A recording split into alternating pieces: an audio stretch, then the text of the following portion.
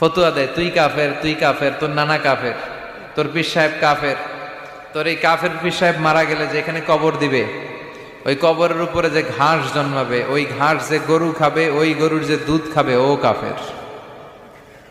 আছে না এরকম ফতুয়া? জাকির নায়েক হচ্ছে কম্পারেটিভ রিলিজিয়ান, তুলনামূলক ধর্মতত্ত্বের একজন পণ্ডিত ব্যক্তি। তার কথা শুনে অনেক হিন্দু, বৌদ্ধ, খ্রিস্টান, হাজার হাজার অমুসলিমরা কালেমার বাণী শুনতে পেরেছে, আলোর দিশা পেয়েছে, ঠিক কিনা? হাজার হাজার লোককে মুসলমান বানাইছে উনি। আপনি বানাইছেন কয়জন রে? যে উনারে কাফের ফতুয়া দিল, উনার হাতে শাহাদা বাক্য পাঠ করেছে কয়জন? আর জাকির নায়েকের হাতে হাত রেখে হাজার হাজার লোক কালিমা পড়েছে। অনেক বিষয় আছে যেগুলো অনেকে ওইভাবে উপস্থাপন করতে পারে নাই।